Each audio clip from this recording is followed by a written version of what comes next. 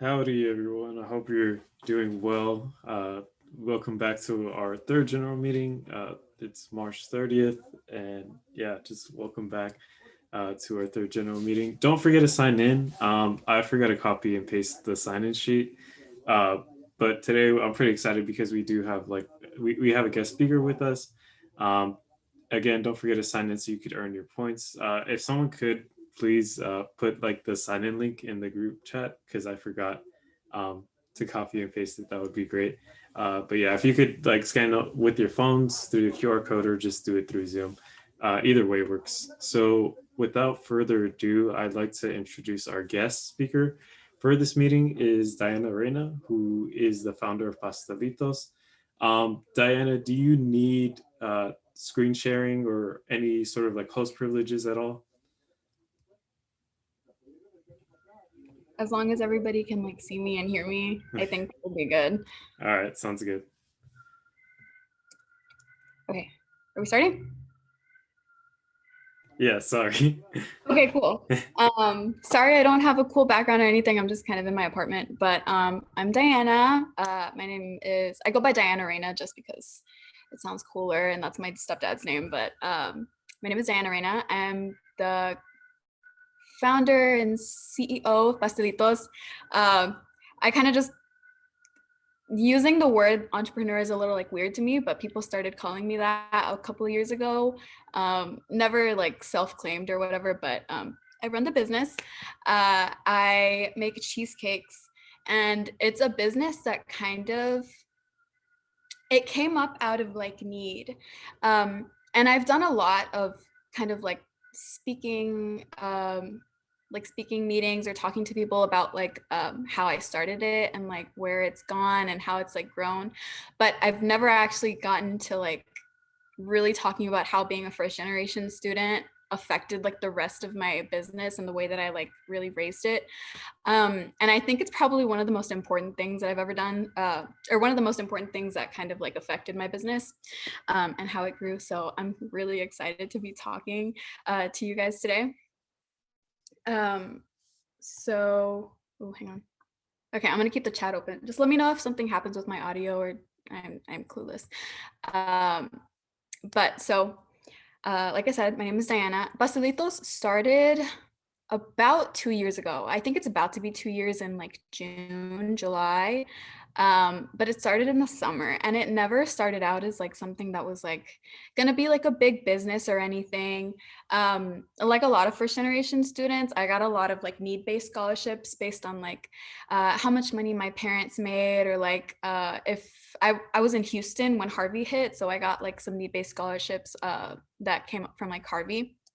And so luckily for me, my entire first year of like school was paid off. But for a lot of students, like the second year that you go into school, your financial aid letter just like completely something happens to it. I don't know. I got like my financial aid letter was not the same as it was my first year. And so I lost about $10,000 in scholarship money that I was supposed to be getting. And uh, my particular background as like a first generation student, I didn't have all of like the college advisors and the resources that other people had. And like I'm not saying that it's like only for people who go to like good schools and stuff, because I went to a pretty decent school. I was just never really given like the resources and like a lot of college advisors until maybe like the last semester of my senior year, and that's when I really started working towards like stuff. But that was in high school, and other people had been working on it for like 2 years prior to that, so I was not prepared. um, but once I realized that like I didn't know how I was gonna make up the money again, mainly because I had never worked a job like prior to this, because my only responsibility, like thankfully my parents were just like, your only responsibility is just like focusing on school, and like you can focus on school and like we'll put food on the table, you'll have a roof over your house, and like that's the only thing that you have to deal with besides like chores and stuff, but that's like basic, children stuff. But once once I like was in like a situation where I needed like the finances, I didn't have any skills. It was probably like the summer right before I had to like pay for like my school year. Um and I couldn't just go out and be like, "Hey McDonald's, I need like $10,000 for my school. Like please, I just need like a quick fast food, easy like stuff," because I had no experience. And so I also didn't want to put like the financial responsibility on my parents because they were also kind of struggling in that time. So I kind of like took things into my own hands. And what I've really internalized when I was a kid is that like seeing my parents struggle and like seeing the things that they did for me to like really like push me forward. Um, I felt like I needed to take it upon myself to like do things on my own. And so I don't know if it's something that you guys also struggle with, but it's a lot of people tell me it's like a tiny bit of ego that I deal with because I like to take things like on my own back, you know, and make sure that I can take care of myself without asking other people for help. And so it helps sometimes. And in this case, it really did help me because I was like, okay, I can do maybe like one good thing. I'm not awesome in the kitchen. Like I can't do everything in the kitchen, but I can make really good cheesecakes and desserts. And so I took that one skill and I ran with it. I was literally calling and texting people I hadn't talked to in years, and I was like, "Hey, do you like sweets? Like I'm selling cheesecakes, and you know, it would really help me because I have to go back to school. And like, you don't even have to pay the full $25. Like, you could pay me $12 and I will give you the cheesecake. I just like need to fundraise somehow." And so I was calling like estranged uncles, I was calling my friends, my cousins. And luckily, like through them and me asking them to be like, "Hey, I really need you to put like a good word out for me so that other people can tell that I'm not just like a scammer, or you know, like I'm not just being like, oh, I'm gonna sell you this like half-ass cheesecake for $25." um and so once they started putting out good word and other people started listening, I had probably like a good 60 orders in like a month, I think. A good 60 orders like in a month when I was still baking out of my house here in Houston that summer. And I want to say that it made me close to like $1,000 in that month. And obviously that was really encouraging because I was like, great, I've never had this much money before in my life, but it's not like I'm gonna go and use it towards something that isn't gonna like help me in the long run. So I immediately put that stuff into savings. Um, and once like word spread out and I was selling in Houston and I got even closer to my goal because the ball started rolling, people in College Station were like, "Hey, those look really good. Are you gonna like bring them down here?" And I was like, it wasn't the plan, but I mean, sure. And so that's when I started baking here in Houston and taking like 25, 50 cheesecakes every other weekend to College Station, just to like sell there and, you know, help me make that money a little bit faster so that I didn't have to take out a loan, because loans have always terrified me. Um, Obviously it's something that some people can't like completely avoid, which is understandable, but you know, it's like I was trying so hard to avoid that paperwork. And so after, I think after maybe my first or second trip to College Station, the school newspaper, the Battalion, reached out to me, and it was this girl named Demi Navarro, I think. And she wanted to do a story on like the whole shebang about how like, you know, I was making cheesecakes to pay for school. And I was like, yeah, this is, of course, like, I didn't really like having like going and telling people like, oh yeah, well I do this to pay for school, because my parents were always like, you know, keep your humble like appearance. Don't go out and be like, oh yeah, well I do this for money and da da da. And so I've tried to always keep that like in mind. But since she reached out to me, I was like, okay, yeah, like I'll go ahead and tell my story so that other people can be like inspired and like realize that like, you know, anything is possible, even though that's super cliche. And so I I went and I did that interview with the battalion, and it it didn't go like viral, but it was definitely enough to get me like a couple of more customers and like a couple of more like newspapers or like websites to reach out to me. And that's when like College Station business picked up. So I was able to pay off like those $10,000 that were taken out of my financial aid. And then I was able to like keep the business going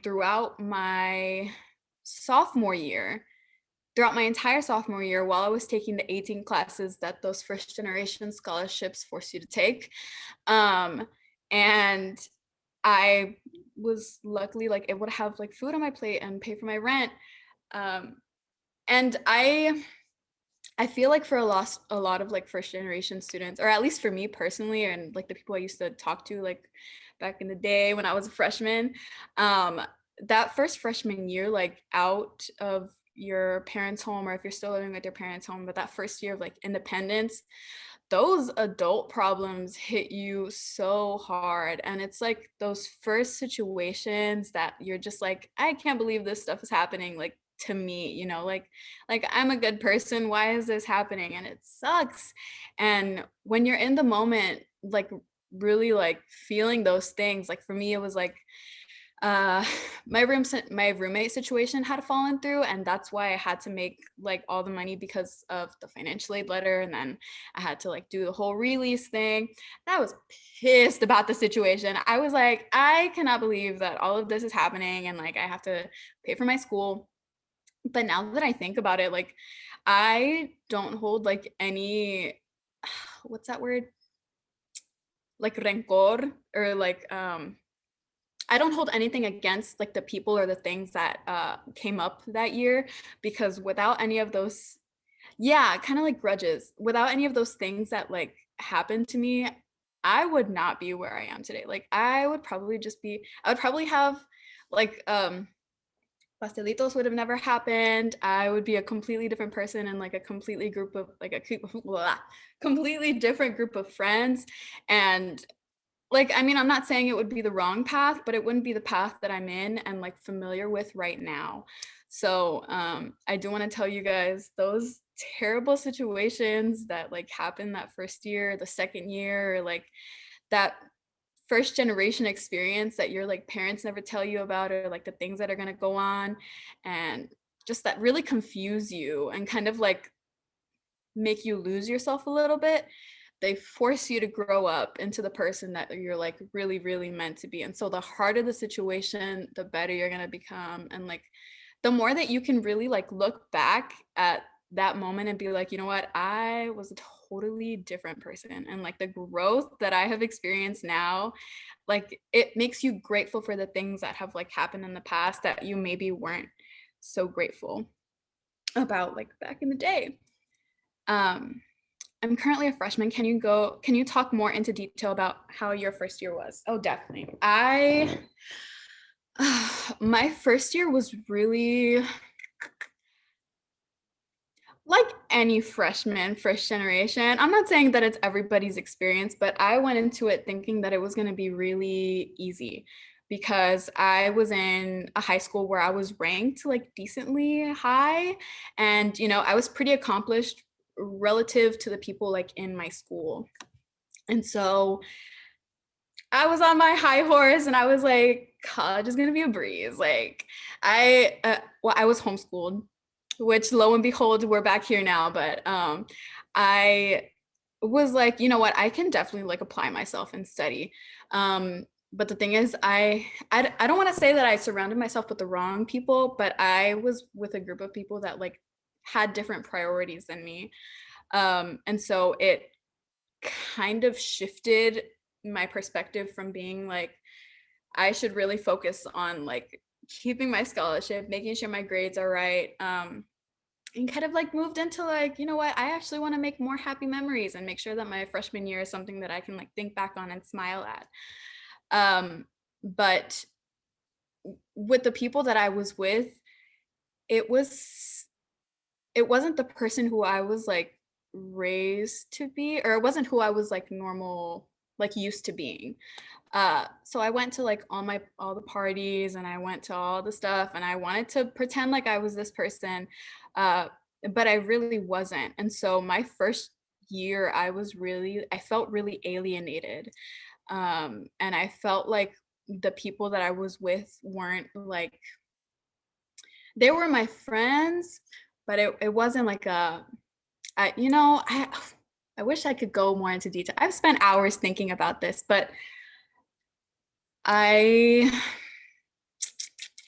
it was that, and also the imposter syndrome that came with like being in a gigantic, predominantly white institution, going from homeschool to public school, and like having all of these people who had hundreds upon thousands of resources to get into this school, and then maybe like us who like didn't have all the resources, but we still made it in. You know what I mean?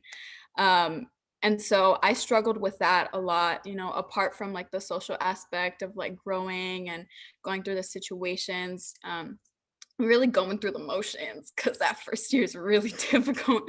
Um, but I mean, all I can really say is that like if you're a freshman, you're gonna go through some stuff, but going into that second year, third year, if you like really look introspectively at yourself, and really like try to like break down who you want to be and like the people you want to surround yourself with, I definitely feel like the growing pains of like transitioning from a teenager at home to an adult, they go by a lot faster, and you can be a lot more grateful about them in the long run once things kind of like go forward. But just know that you're also not alone. What year did you open your business? I opened it summer of 2019. So like June, July of 2019. Yeah. Uh, I ramble a lot. So if anybody has any like questions that I can answer, I am open to hearing about them or answering. Yeah, so I could go ahead and get started with the question. I was wondering, like, how was that kind of like transition from you from like making cheesecakes in your apartment to like a bigger baking facility? Well, not like a huge baking facility, but just like transitioning from like a baking facility from making them in your apartment. How was that transition? Because I actually ordered a cheesecake from you when you were like in your small apartment. So I was like, how did this person just go from like small apartment all the way to like having their own location? Yes. Okay. So that's actually hilarious. A lot of customers go to my bakery now, and they're like, I remember when I picked up at your little 600 square foot studio apartment, and it is hilarious. Um, but the transition honestly kind of happened overnight. I was dealing with some harassment, and I actually think that this is a really funny story, and this is a small group of people, so I'm gonna go into detail about it. Um, there was this person who really just I didn't like me for whatever reason, but they just didn't like the fact that I like was making cheesecakes and didn't necessarily want to like sell to people that I didn't know as well. Um, and so what they did is they went out of their way to like report a false claim of food poisoning to the health department, which was very easily like broken down because the story that they told them didn't line up with like my baking schedule. And so the health department was basically like, well, we can't necessarily let you keep baking at like out of your apartment, because cheesecake is very like, you got to keep it refrigerated. It's very tedious, which I understand, and I would. But licensed kitchen is a whole shebang. Um, and so they were basically like, yeah, there's a shared kitchen here in Bryan actually that like has pretty cheap hours. So like you can bake per hour, and you can pay for like whatever days you want to be there. And so that's when I was like, oh, hell yeah. Okay. So like, just tell me what I have to do. And so I got like the whole food manager's license, and I got to like, do this long and very painfully boring to read contract on kitchen hours. And that's when I moved from my tiny little apartment to this place called Renegade Bakery. And there's a ton of other vendors there, including a caterer. So it's in Bryan, very homey place. You guys can stop by whenever. I'll put the address in here somewhere, but towards the end. But the transition was really quick. It was literally overnight.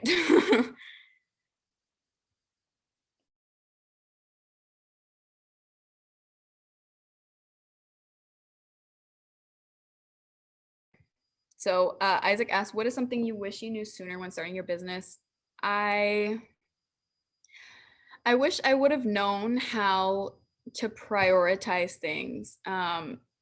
So obviously, when I say that I started my business out of need, I mean it because like I needed food and I wasn't gonna take out a loan for that, right? And so I wish that I knew how to like balance putting like as much effort as I could into like school. And then while also kind of balancing the fact that like I need to make money so that I can like eat and also like send money back to my like family because they're struggling as well. And that was really difficult because I had all of like my high school years and my formative years being like your only responsibility is school, like just making sure that you can like that you're as accomplished as you can be, just like do whatever you can. And I was like, okay.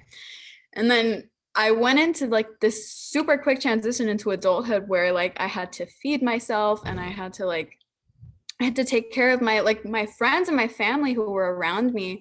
And I loved both equally because education and like studying was such a big part of who I was. And then there was also like I care about my family and I care about myself, so I don't really know which one to like really pay more attention to. And for some godforsaken reason, my brain was like, you can't pay attention to both, you have to choose one. And so I obviously like I had chose the business because it was moving at such like a fast pace. And I actually kind of had to neglect my academics, which is like the hard truth of it all. I feel like most of the time when I tell like the story of like being a student and running a business, most people are like, oh, well, she's doing both of them at the same time and doing great. And it's like, no, like it was hard. And I made a lot of mistakes. And I try to I try to tell people that as soon as like I'm in a position where like I can, I'm not just like, oh, I'm terrible at multitasking. But I try to like let them know like you can like run a business and you can make mistakes. Like you're not always gonna know everything off of the top of your head because like I was 19 when I started. So I can say like that now that I'm like in my 20s, if I can tell that I like last week I had like 3 essays due in school and I was like, okay, well, maybe I'm not going to do as much marketing for like the cheesecakes because if I do, like I'm going to neglect these essays and my grades are going to fall. So it's not something that where like your priorities always have to be, like for me it's like baking, school, family, this. It just depends on like what is like going on in that moment. So if your school has to be the priority at that time, you go and do your school. If your mental health has to be the priority, you pay attention to your mental health and you neglect everything, or you don't neglect everything, but you put it to the side and make sure that you're okay. So your priorities never have to be in a straight line. Don't worry about it. Have a general like balance. But if one thing really needs attention, it's okay to push it to the front.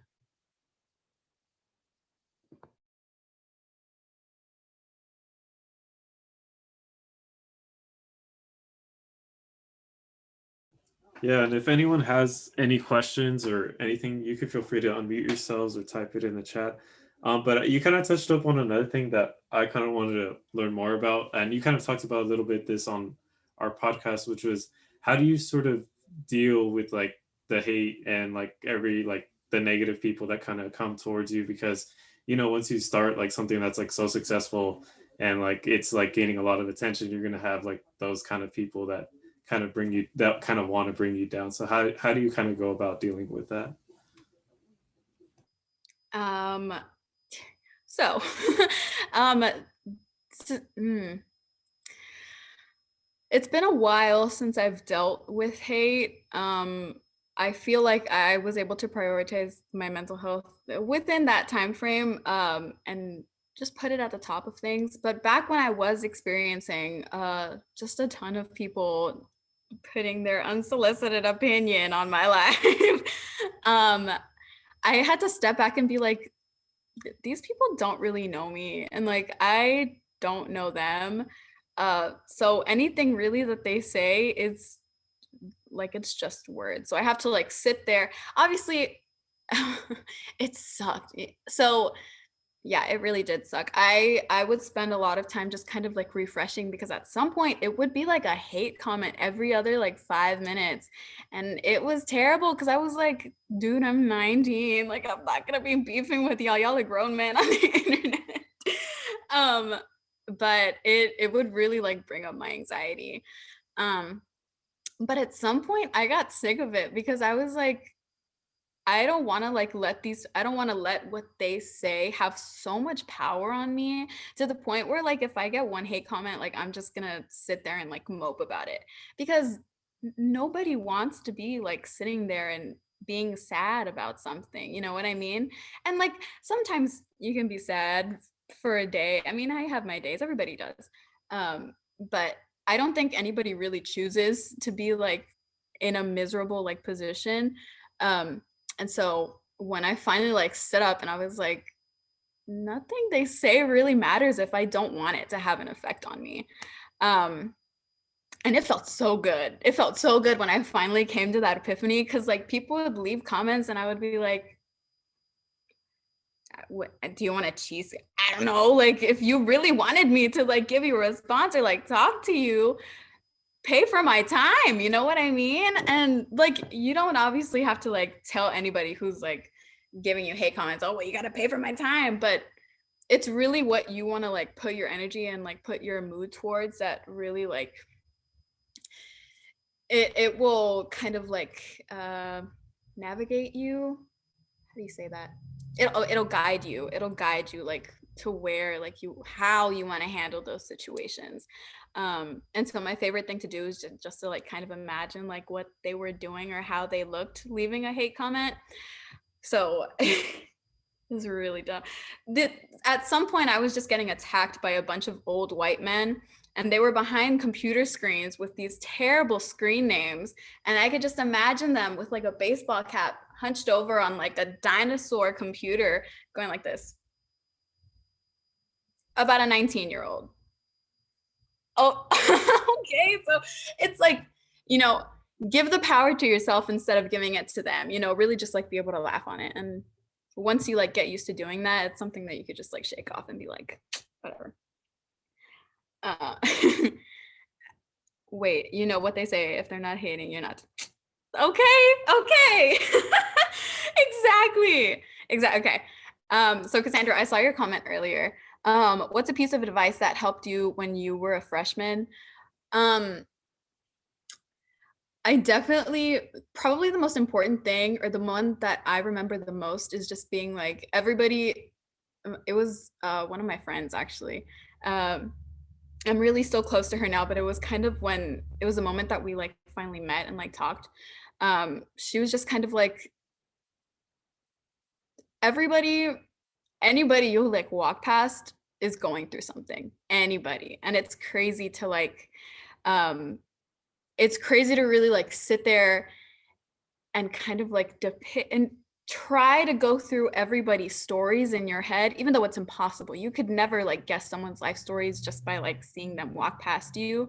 But to really understand just how like complex, and how their story could be something that just like branches out, and it could be traumatic, or it could be that they had the best life in the world, but they're all going through something just as complex as you are. And it's not something to really like negate what you're going through, or to like brush off and be like, oh, what you're going through isn't so bad. But it's like a human experience. It's what makes you you. And at the end of the day, you get to look back at all of those memories, as terrible or as wonderful as they were, and be like, I don't think I would have done this thing without, you know, that. And so it's like, it's a reminder that you're like never alone, but it's also a reminder that, you know, like everybody has a big and like complex story, and it's okay to look at yours and be like, this isn't the end. Like this is literally just one little bitty part about something. And so my little 19-year-old freshman brain was like, wow, that's incredible. Like everybody is really complex. But it's something that really got me through everything. Um, Cindy, what is your advice you have about networking? I I would love to sit here and be like, go to all the networking events, but I've never been to a networking event in my life. I kind of try to make the person I'm talking to with as comfortable as I can, and make them you know, give them some of my background information and tell them like one or two interesting things, like accomplishments, just so that they get a feel for like what you do, and like, you know, that you like people are seeing you do that kind of stuff. Um, and then I will just try to be really casual, and I'll try to like have them talk about themselves, because people like to talk about themselves, and it makes them feel good knowing that like other people are interested. And so that's kind of like a connection that you can make really, really fast, because as soon as someone is like, you know, talking about this core memory that they have, it's like they're comfortable because or like they're laughing and you're laughing. So it's like a little like, it's a connection, and you want to be able to make those friendly connections, so that way when they go and meet other people, they could be like, oh yeah, I know a girl or I know a guy who like does this kind of stuff. And that's what you want. You want to be able to be like bubbly and comfortable and make, well, not bubbly, but you know, that's what I have been socialized to think. But you want to come off really confident, and don't ever doubt yourself. I mean, you can doubt yourself after the fact, but you have to put your best like foot forward when you're talking to people, because that's what they're gonna see. And like first impressions aren't necessarily always accurate, but it's what stays with the person when you like first meet them. So you want to make sure that you put like your best face forward. um Off topic, but you're really pretty. Thank you so much. I have not gotten ready in a minute, so that is very sweet. What was your favorite studying spot on campus? I loved Langford. When I was an architecture major, I studied in Langford, and it's on East Quad, right? Like a walk away from Zachary.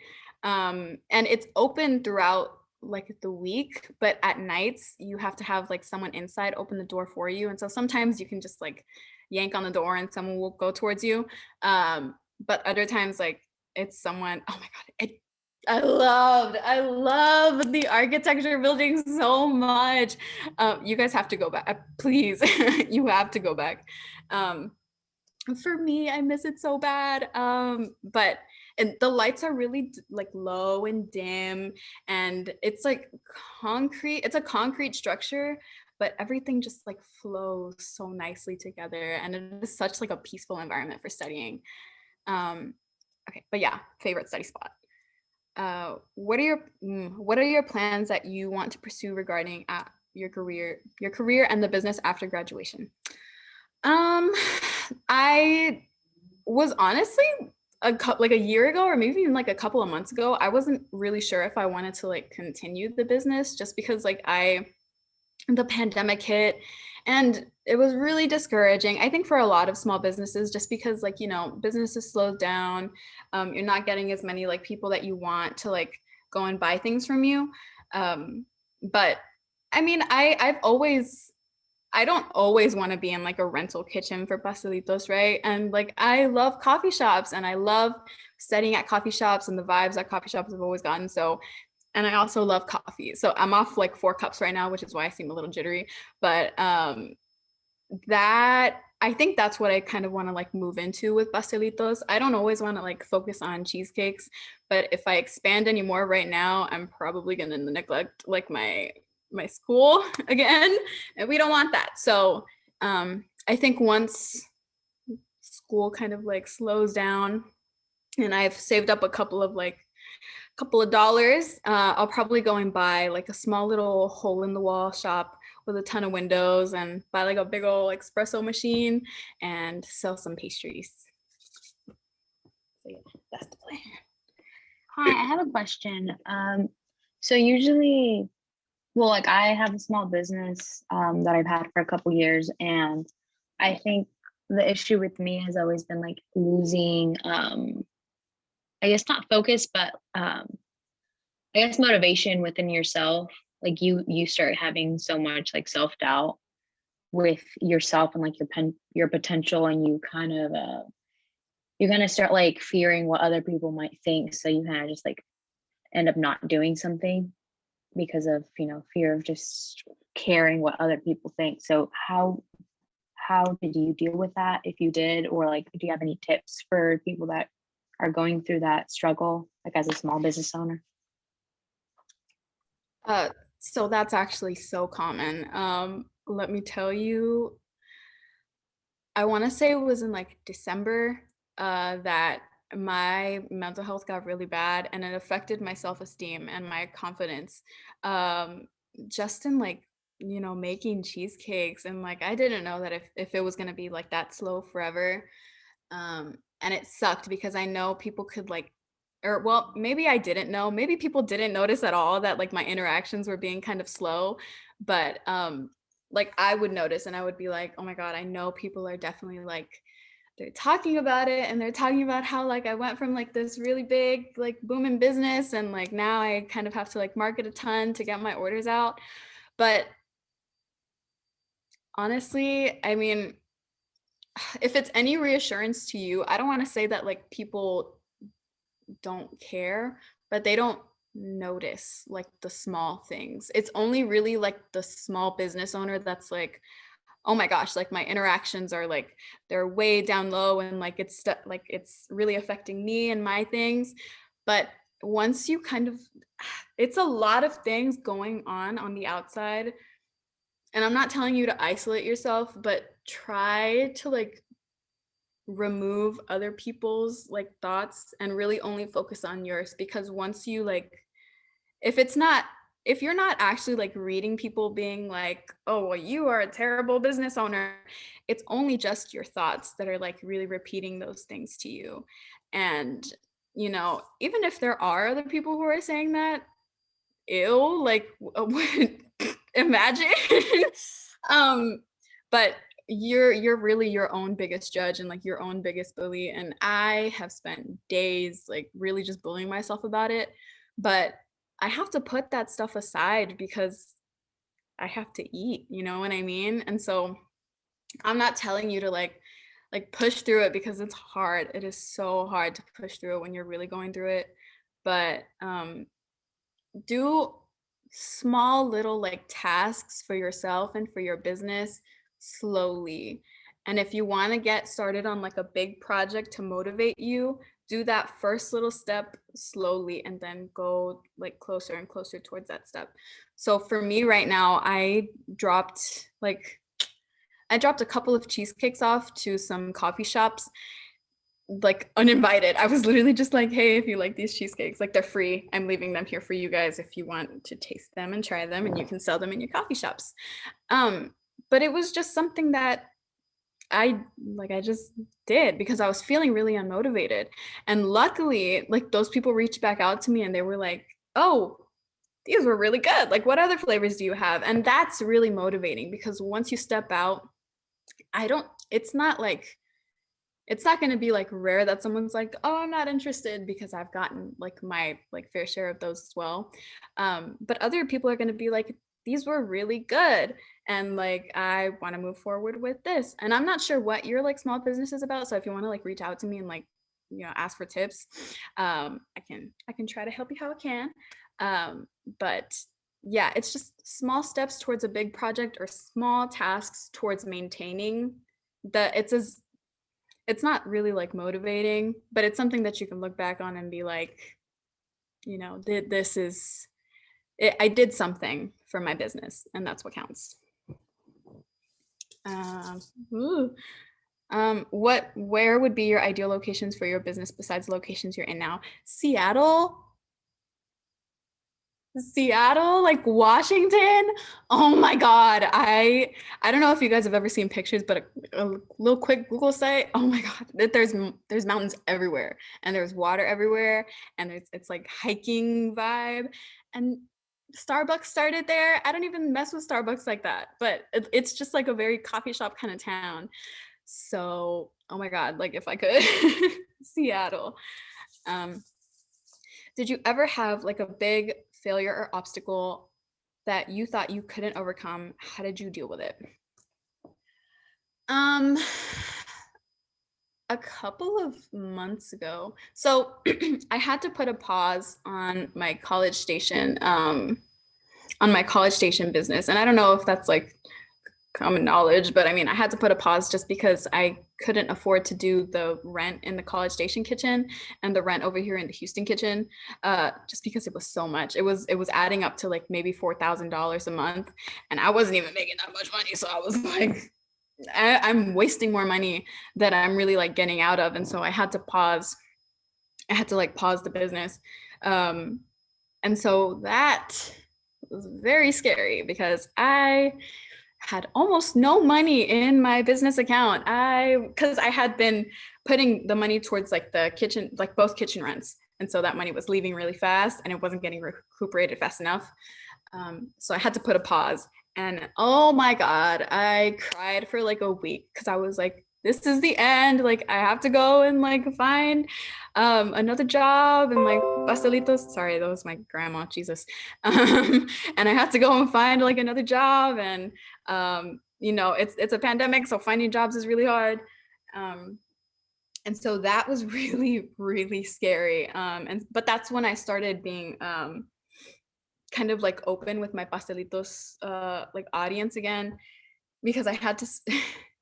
But I remember sending out a tweet that was like, Basalitos started off as like a way for me to pay for my school, and it started off out of need, and that's still really the only reason why like I'm here. And so a lot of people, like, they got back to me and they were like, I remember when Pastelitos was first starting, of course I'm gonna like, like support. And I think that's what really like picked business up again, because I think for a while I forgot that like people were supporting Pastelitos because it had like a face to it, you know what I mean? And there was like a story behind it.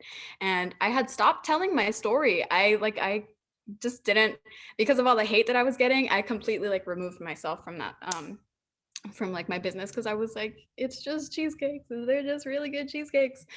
But no, I had to come to the realization that like no, people were supporting because like there was a first generation student behind it, and there was like, it was for school, and I had stopped talking about that. So I think maybe from like a business point of view, it's not necessarily the best way to put it out, but it's the way that I started my business, and it's how people know me, and it's how like the business is presented to people. So I had to put my ego aside and just be like, hey, please. No. But I had to be like, yeah, I need the help again. um I sell t-shirts, but I will definitely reach out. Okay, for sure, for sure. um do you do all the back end work of your business? If so, on how does it look on a week by week basis? I do everything. I have to, I used to have some employees, but like, again, when everything got a little tight with the finances, I had to, or well, they were like, we're willing to take a break. And I was like, thank you. And so that's when I had to pause the College Station because I'm living in Houston right now. And I had to put all of my focus towards College Stations, or towards Houston. So my week goes like this. Sundays is like it's my self-care day, or it's the day where I spend most of my time cooking, because I forget to cook and I forget to eat during my work weeks. And it's terrible. Don't do like I do, because I run out of energy very quickly. Grandma, holy, I'm sorry. But I spend my Sundays cooking, just taking my time and like going really slow. Monday is the day where I sit down for probably like 12 hours and finish all of my work for the week, or like my homework for the week. Because I like Tuesday through Saturday, I bake and I do deliveries and I do pickups. So Monday, just coffee in the morning, school, sleep. And then Tuesday is my bake day. So Tuesday I go in from 2 to 6, which is probably my favorite part about starting a business, because my parents were always like, you have to be an early bird because you're never going to have a job where it's going to start at 2 p.m. But lo and behold, I created my own. And so I start my days at 2 p.m. to bake. And so if I have any like extra schoolwork that I didn't finish on the Monday, then I'll do it Tuesday in the morning. Otherwise, I will just bake. Wednesdays, if I have any deliveries, I'll do them from like 8 to 12. I will come home, have some lunch, and then from like 12 to 2, I'll be here, and then 2 to 6, I'll be at the bakery doing pickups. So whoever just comes by and does curbside. Sometimes it'll go by really fast. Other times people will wait literally until 6:30 to come and pick up, and I have to sit there for 4 hours. But that is my Wednesday. Thursday is the same thing as like my bake day on Tuesday, and then Friday is the same thing as Wednesday, except probably with a couple more orders because it's payday and people love their weekend cheesecakes. So yeah, and then Saturday is I go and visit my parents because I love them to death, and I get to tell them all the crazy stories about what happened that week. Any advice on how to decompress and make time for yourself? Oh, I barely take any time to decompress, but again, don't do as I say, or don't do as I do. Do as I say, not as I do, something like that. But whenever I really want to decompress, I'll try to like merge it in with something that I already have to do. So for example, like my cooking days on Sundays, like I have to cook, otherwise I'm not going to have any food for the week. So I'll make something that I really enjoy and that kind of takes a little bit of time because cooking is relaxing for me. And that's when I'll kind of like take some time, I'll blast some music, I'll make a coffee, and I spend my sweet time chopping up and mincing some onions and garlic. And that's my self-care time because it's something that I already have to do. So if you're like me and I don't want to say that I feel lazy whenever I'm taking like time for myself, but sometimes when I'm not doing something productive, it'll really like take a toll on me because of capitalistic ideals that live in everybody. But I really like to involucrar the stuff that I already have to do into my self-care times. So yeah, tips for decompressing. I spend a lot of time on my Switch at night just so that I can like, thank you, Cassandra. I spend a lot of time on my Switch at night. And that kind of tires me out. And that's a little bit of my self-care time that I like to do. So even if it's something that just makes everybody kind of like, is like, ew, that's what you do to decompress, like gaming or, like exercise, do it. It's literally none of their business. But yeah. What is the main thing that motivates you to keep doing amazing things?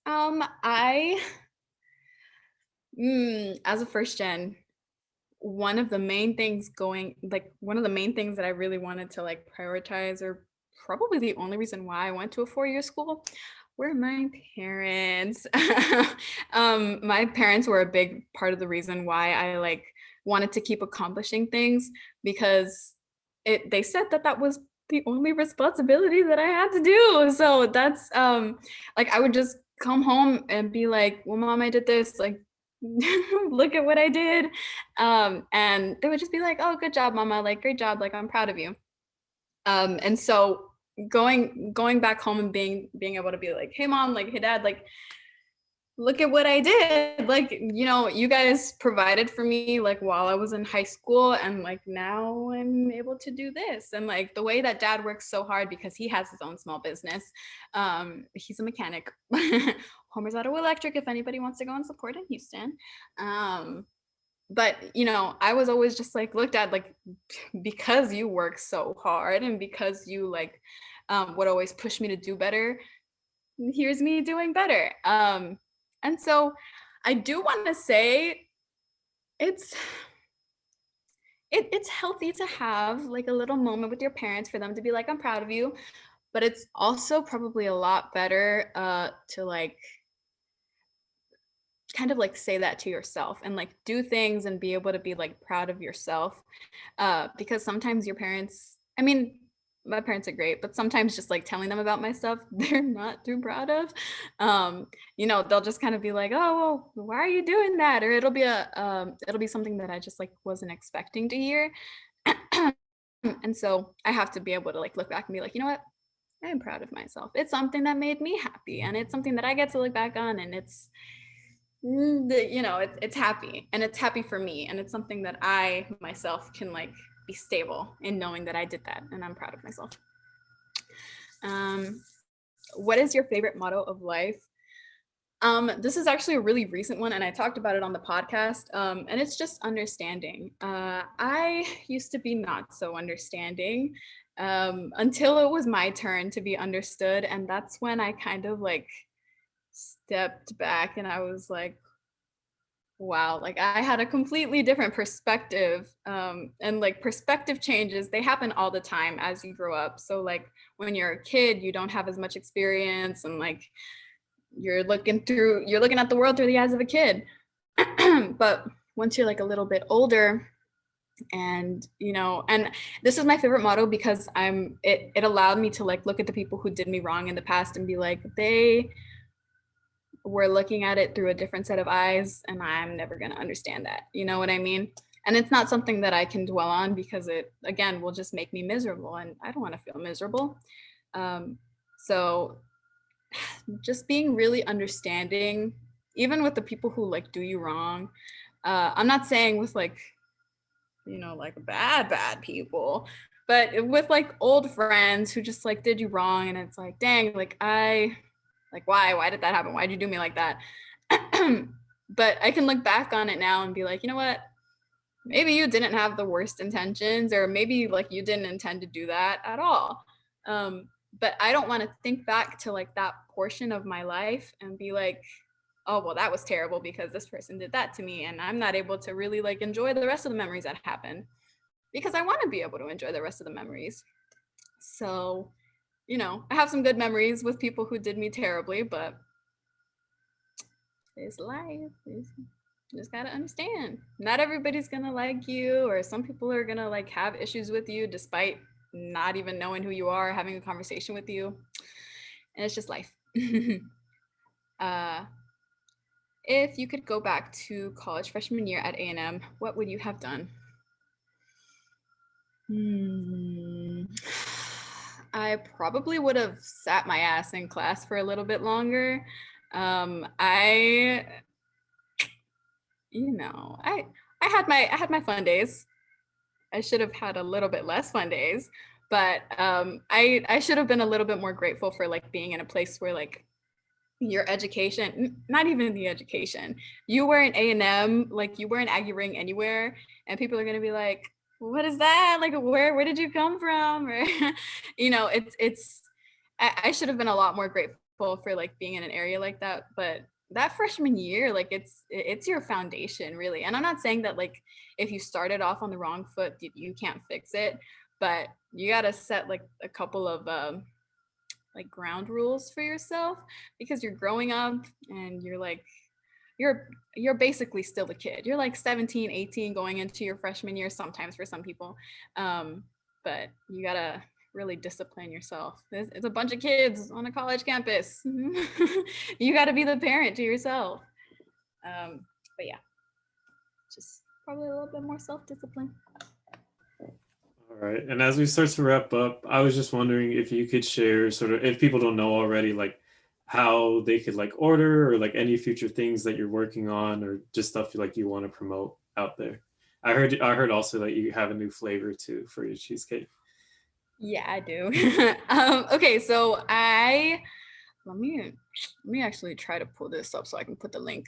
But I do most of my marketing on Twitter or on Instagram if you guys want to like look it up. But that's where you can place orders. I haven't made a link for like this. I love you, Cassandra. You are so sweet.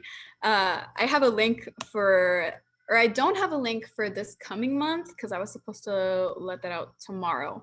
But here is the Twitter.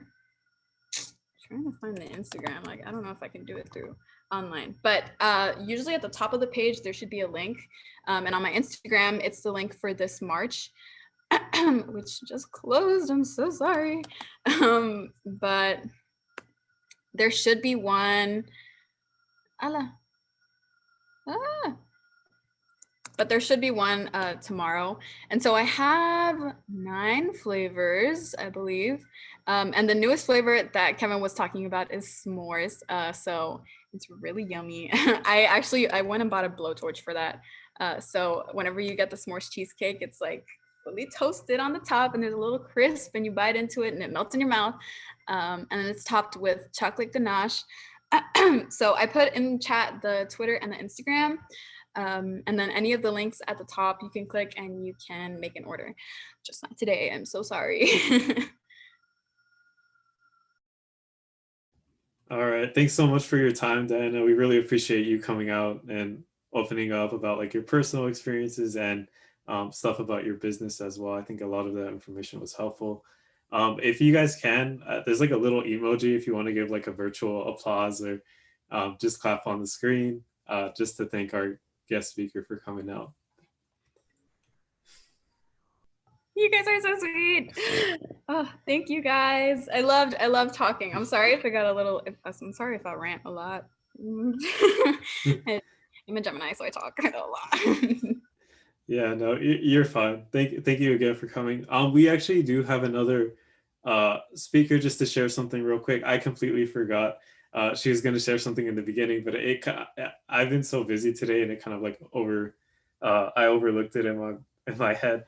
But Diane, if you could introduce yourself and just share the information. Hi everyone. So I'm definitely only like 5 to 10 minutes. I know you guys have been here for a while. So my name's Diane, not Diana. 2 guest speakers with very similar names. I am a 3rd year student at UT Austin, and I'm a public health student. I'm also interning at a bone marrow registry. I'm here with you today to talk about like volunteering and getting, because a lot of people don't know what we do. So can everyone like hear me and see me okay? All right. Great. So apologies in advance. My internet is unstable. So I am an intern at Gift of Life. So we run the International Bone Marrow and Blood Stem Cell Registry, and we're in the business of fundraising and raising awareness and adding more people to the registry all the time. So the process is basically that donations of blood stem cells or bone marrow can cure a cancer like leukemia or lymphoma. So if anyone is interested, we're at talking to people, getting them into the registry so that if they're a match for someone, they can donate those cells and potentially cure someone's cancer. So I'm gonna go in a little bit into the science of how the donation works, first of all, then how you guys can get involved. So basically, in order for your body to receive blood stem cells, or those recipient cells need to be an HLA or a human leukocyte antigen match. So these are basically surface factors on your cells that tell your body that like these are friendly cells, these are cells that belong to your body, and your body doesn't need to attack them. So basically, 25% of patients are lucky enough to have a match who's within their family, because you get half of your HLAs from your dad and half from your mom, right? So there's a 1/4 chance a sibling is going to be a perfect match. But 75% of patients don't have siblings who are a match for them. So what they need to do is find someone in the population who happens to have the same HLAs as them, but isn't a blood.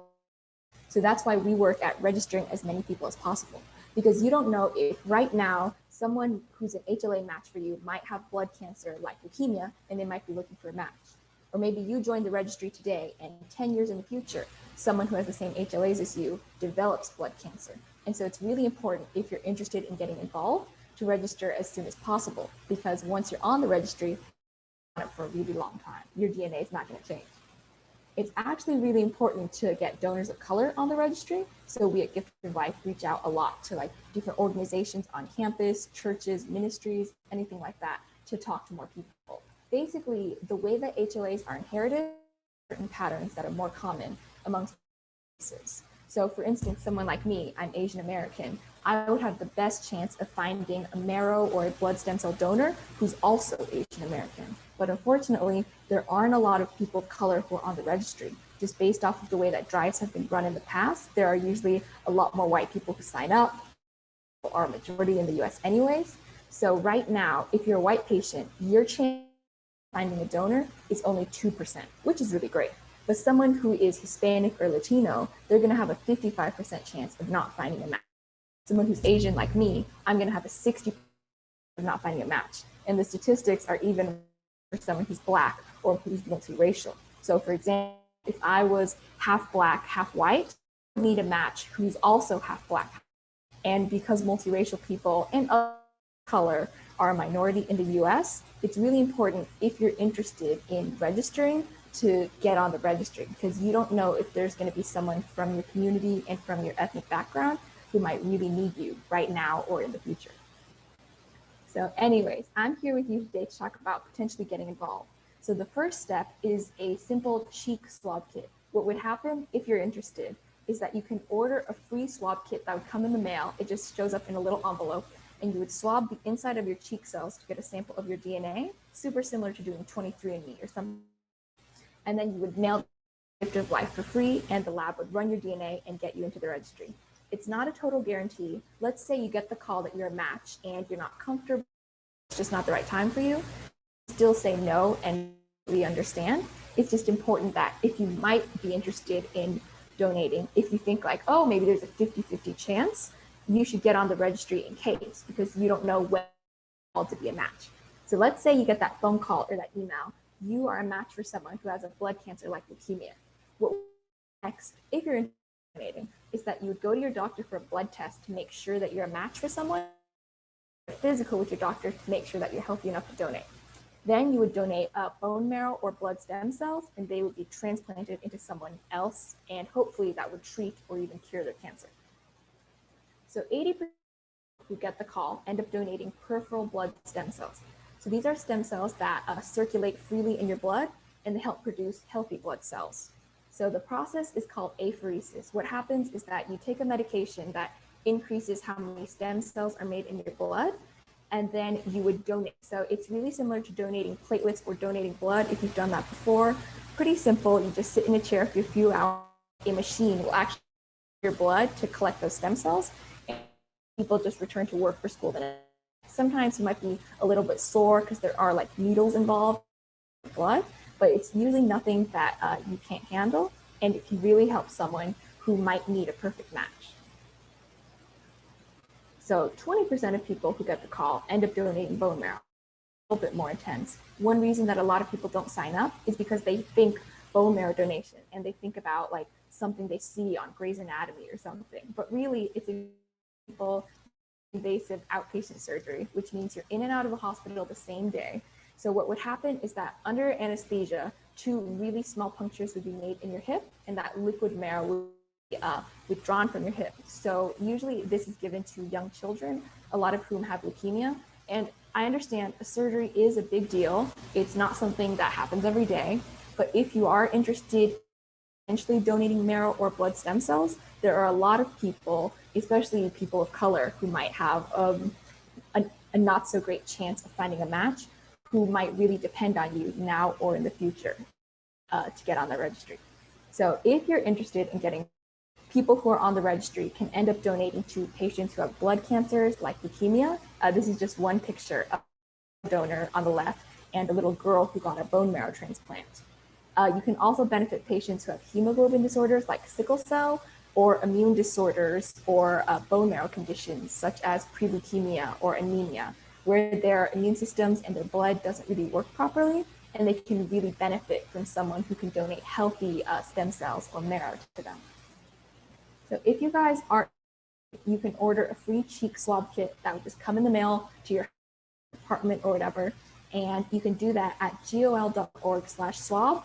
Scroll down and Texas A&M First Gen Aggies. And so you do have to be a citizen to get on the registry.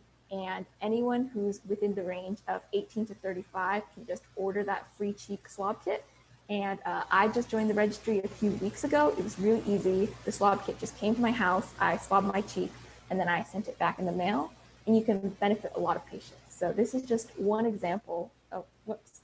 This is just one example of a patient who's currently looking for a match. Her name's Sloan, and because she has a form of cancer, she needs bone marrow. So her family has swabbed 3,000 people and they haven't found a match yet. We at Gift of Life are working on trying to add adding to the registry every day. Please let me know questions. I know that was a lot of information. I went kind of fast. And if you're interested in getting involved at Gift of Life, say volunteering or interning. So like right now I'm an intern and my job is to reach out to different colleges.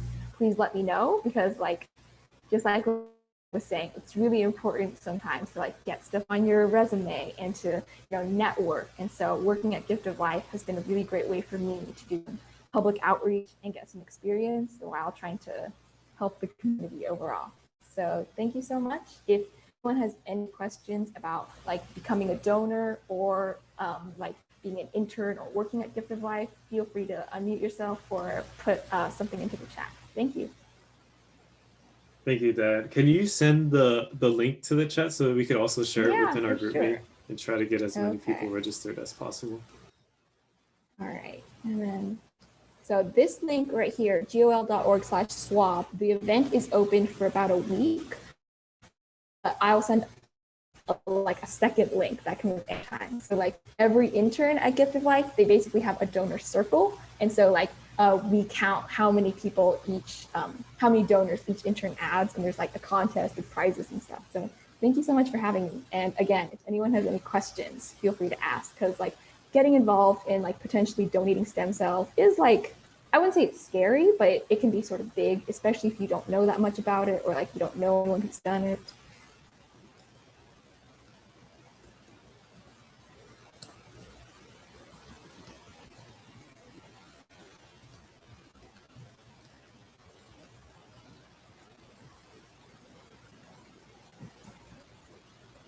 All right, thank you so much. I'll also like send your email too, so that in case they have any questions, they could go ahead and contact you. But thank you for sending us this information. All right. Yeah, so this is like the link to get registered. And if anyone, maybe if you're like interested in like doing pre-med or like pre-health, working at Gift of Life is also a really great way to like, especially right now with COVID, it's a really great way to volunteer, great way to add stuff to your resume. And thank you so much for having me again. Yeah, no, thank you. All right, so we just have a few more announcements that we just want to get through real quick. I know we're running a little bit late, but if you haven't already, you could download the Maroon Base app and earn points for attending this meeting through A&M and get into scholarship drawings. Maybe, hopefully, like our future meetings get registered as well. But definitely, we've been working pretty close with the Office of Innovation. So I'm pretty sure like this will always be a thing. So even if you're like, the semester is coming to a close and it's kind of like hard to rack up points right now. It's something that you could like have ahead of time for next semester and earn points for going to events. Yeah, so the charity 5K forum closes on Friday, April 2nd, this Friday. So make sure you guys get those last minute sign-ups in so we can do this for a good charity.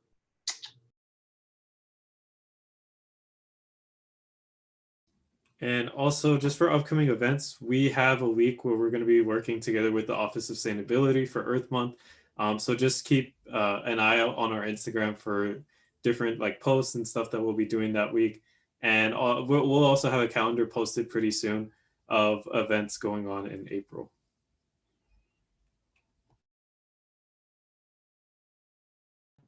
So if you ordered a shirt for FGA, it'll arrive by the end of April and you'll get information about it this week.